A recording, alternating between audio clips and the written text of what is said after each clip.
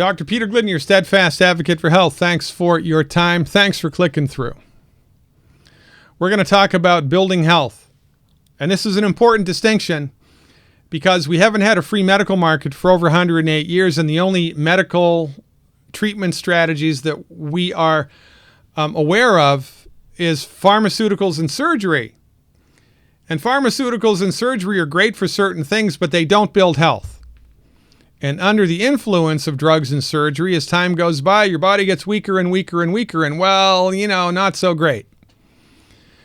And the reason that this happens really is because, as Benjamin Rush, one of the signers of the Declaration of Independence, so aptly predicted over 200 years ago, and he'd be spinning in his grave if he saw what was happening now, unless we put medical freedom into the Constitution, the time will come when medicine will organize itself into a dictatorship.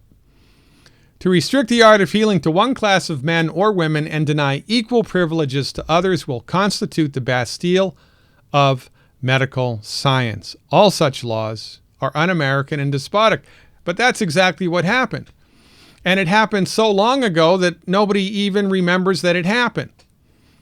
In 1912, through the persuasion and the assistance of the Carnegies and the Rockefellers, the richest people in the world at the time, the American Medical Association was granted by Congress the power to control who could and who couldn't practice medicine. It was a hostile takeover of the medical marketplace.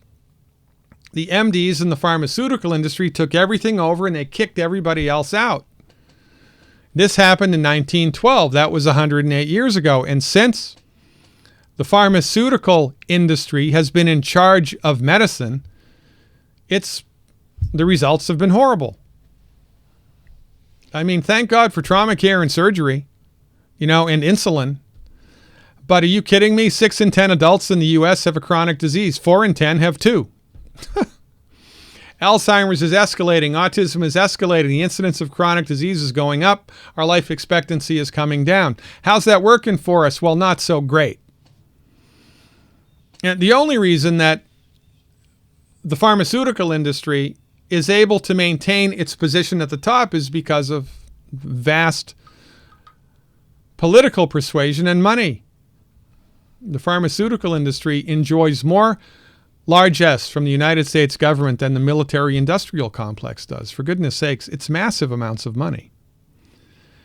Now, as it turns out, a colleague of mine, Dr. Joel Wallach, did $25 million of research in the 80s, which is in the Smithsonian Institution now. It's considered a national treasure, and his research showed that there are 90 essential nutrients that the human body needs in order to function optimally.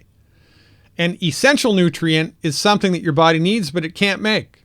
Needs it, can't make it. Like calcium and selenium and zinc and vitamin C and vitamin B and, right?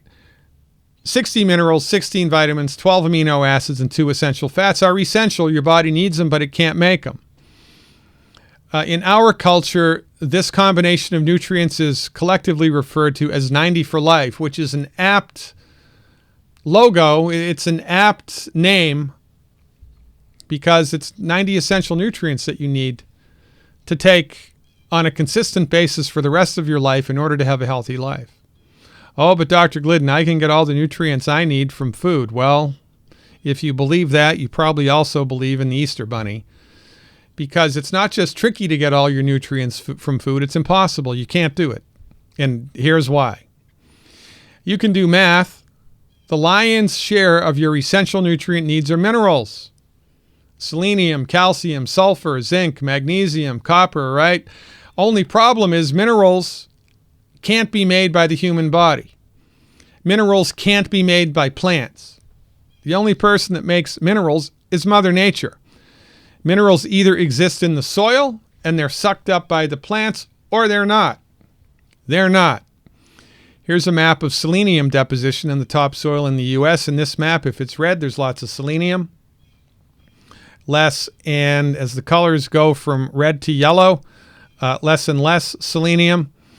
As they go to blue and gray, less and less, and when they go to white, there's hardly any, or there is none. There's none. So this means if you are consuming vegetables, organic vegetables grown by Trappist monks and harvested under a full moon, and they're grown here, there's plenty of selenium. But if they're grown here, or here, or here, or here, or here, well, you get the picture. There's no selenium in them. Why? Because there's no selenium in the soil, and farmers aren't paid to put selenium in the soil, or any of the other 60 essential minerals. Oh, but Dr. Glidden, I can get all my selenium from Brazil nuts. Well, you can if the Brazil nut tree is growing in soil that has selenium in it. But the Brazil nut tree can't magically make selenium. It can only suck it out of the ground if it's there. But as that map showed you, it's often not there. And by the way, that's one map. There are 59 other maps, and they're similar. There's no place on God's green earth in the topsoil that we have found all 60 minerals. Therefore, it is impossible to get your nutrient needs met by eating food. And to make matters worse, here comes Monsanto. When farmers spray their crops with glyphosate, which is also called Roundup, which is an herbicide, it leaches down into the soil, and it interferes with the process through which the roots of the plant absorb the minerals that are in the soil. So the more glyphosate, the less minerals in the plant. There are some minerals in the soil, otherwise the plant couldn't grow. But when you spray the plant with glyphosate, the acquisition of those minerals into the body of the plant is prohibited. This is a big problem. And by the way, this is academic. This is not theoretical. Here's a chart from the United States Department of Agriculture and the Center for Disease Control. This is from 1900 to 2000. Levels of phosphorus, selenium, copper, magnesium, cobalt, calcium, zinc, and iron in the soil have been dramatically decreasing. Dramatically decreasing. So what happens when there aren't enough minerals in the soil, and minerals are 66% of your body's needs? Well, if this tank represents your body's nutrient needs, in order for you to be optimally healthy, it's got to be topped off on a regular basis with the 90 essential nutrients. But because these nutrients are not present in the food, some, but not all, most people are lucky if their tank is half full. And most people's tanks are not half full. But let's say that you're lucky and your tank is half full. Well, then you experience the stress of life. Financial stress is a lot of that right now, right? Emotional stress, climate change, weather. Oh, by the way, did you know that as more carbon dioxide accumulates in the atmosphere, there are less minerals in the plants? That's interesting. So we experience stress like, oh, well, maybe a virus or a bacteria or a fight with your husband or a fight with your wife or a fight with your boss, or you get laid off from work or your job collapses. That's stressful. What happens when your body experiences stress? It burns through your nutrient reserves. Now you're running on nutrient fumes. What happens when your body runs on nutrient fumes? Things start to break. We are of the belief that the majority of chronic diseases are caused by nutrient deficiencies. You don't have a bad gene. It's not because you're getting older.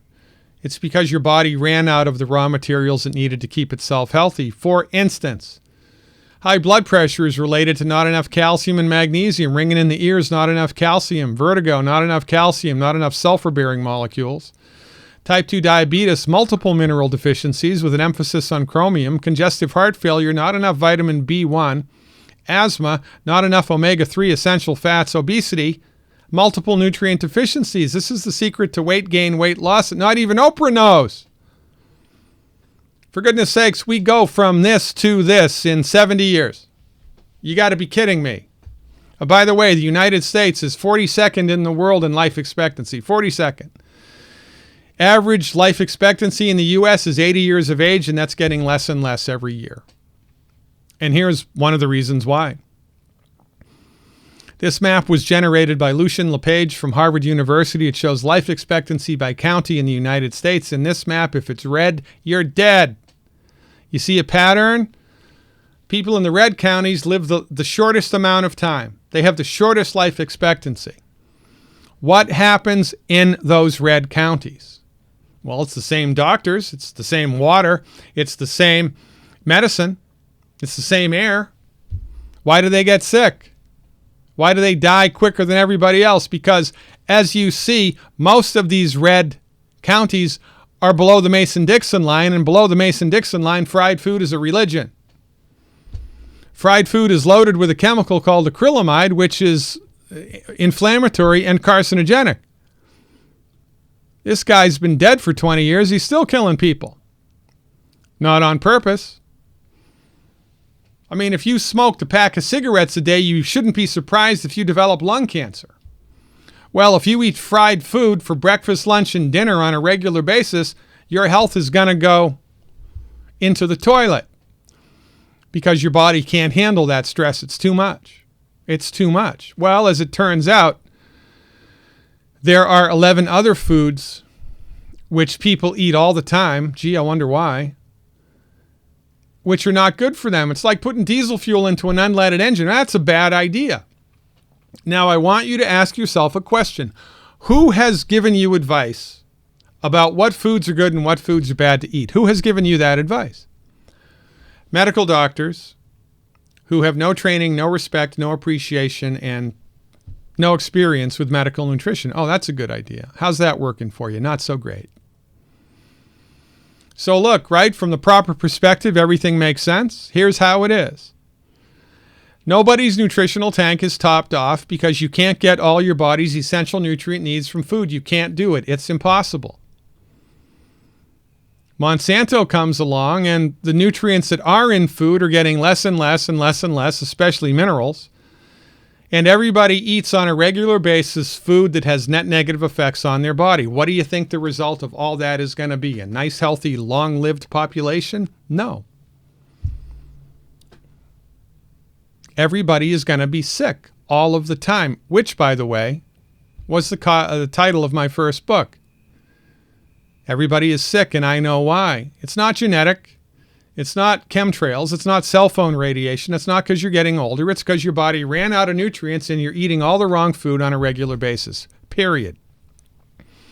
Now, if you would like to play the health game, if you'd like to dive into this pool and swim around, it would be a smart idea. Here's where to go.